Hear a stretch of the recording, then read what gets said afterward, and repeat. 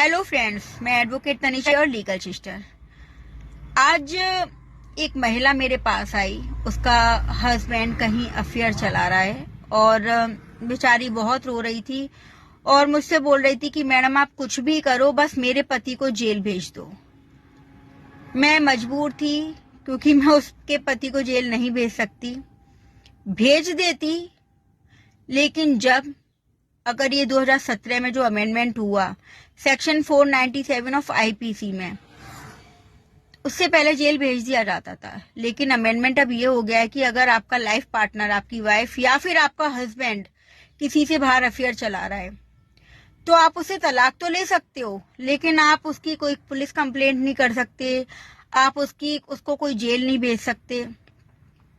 हमारे हिंदुस्तान में 7 फेरे बहुत महत्वपूर्ण माने जाते हैं, बहुत ज्यादा।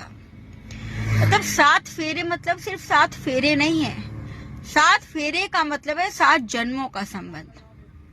लेकिन वैसे तो राम जी आए हैं, इतने पुराने ख्यालातों का है हमारा हिंदुस्तान कि हम राम जी को बिठाएंगे, ये करेंगे, वो करेंगे। लेकिन जो इंसान है ना, उसके रिश्ते की माँ बहन कर रखी है। अगर किसी की वाइफ बाहर अफेयर चला रही है और उसके पति को पता चल जाता है कि मेरी वाइफ बाहर कहीं अफेयर चला रही है, तो उसका पति कुछ नहीं कर सकता, कुछ भी नहीं कर सकता सिवाय उसको डाइवोर्स देने की। या किसी का हस्बैंड अफेयर चला रहा है बाहर, तो बेचारी वाइफ कुछ नहीं कर सकती, सिर्फ डाइवोर्स दे सकती है।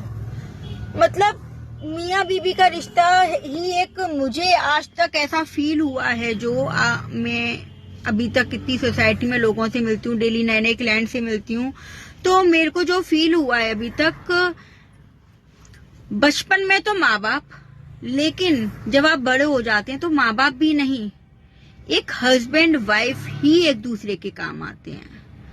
क्योंकि हर एज पे एक रिश्ते की जरूरत होती है। बचपन में माँ बाप की, स्कूल गए, फिर दोस्तों की, और जब आपकी शादी हो जाती है तो एक हस्बैंड वाइफ होते हैं ना, वही एक दूसरे के सोलमेट बन जाते हैं। एक दूसरे के लिए डिवोटेड होना चाहिए दोनों को। लेकिन ये क्या कि हमारे इस कानून ने इतना बढ़ावा दे दिया है कपल्स के, जो तलाक हो रहे हैं ना। आज आप फैमिली कोर्ट में आइए, कोर्ट में आके देखिए, फैमिली कोर्ट में मैं डेली देखती हूँ कम से कम 100 मुकदमे डाइवोर्स के डेली दाखिल होते हैं। पता है इसका रीजन क्या है? कानून ऐसा बना दिया है। 7 फेरे के संबंध को, 7 जन्मों के संबंध को इंसान ऐसे जुड़वा सकता है। क्यों? क्योंकि आप कहीं और अफेयर चला रही हैं या चला रहे हैं, तो आप अपनी वाइफ का या हस्बैंड का कुछ भी नहीं उखाड़ सकते। सिर्फ एक काम कर सकते हैं कि आप उससे तलाक ले सकते हैं। मतलब ये संस्कृति है हमारे हिंदुस्तान की। जहां जब मन करे उससे दिल लगा लो, जहां मन करे उससे मुंह मार लगा लो, और लेके साला अपने बच्चे, अपना पति या फिर अपनी बीवी और अपने बच्चों को छोड़ दो और कहीं और आप अफेयर चलाने में लगे पड़े हो। तो ये क्या है?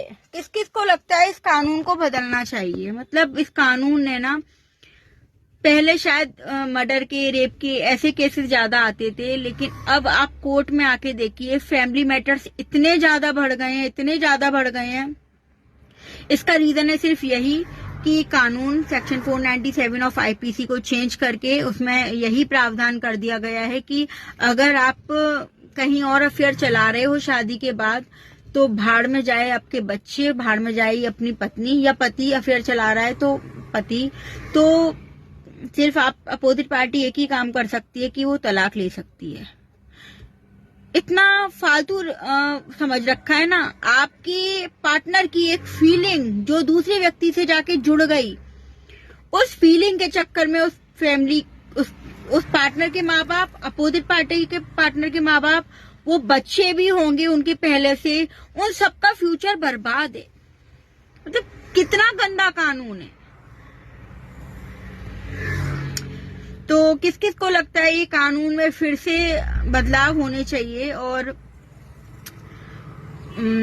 मुझे तो बहुत गंदा कानून लगता है ये, और इसमें बदलाव होना चाहिए। और होना चाहिए, अगर किसी की वाइफ किसी से अफेयर चला रही है या किसी का हस्बैंड किसी से अफेयर चला रहा है तो उनको कोर्ट कचहरी का पूरा अपोजिट पार्टी को प्रावधान होना चाहिए, पुलिसबाजी करनी चाहिए, जेल भेज देना चाहिए।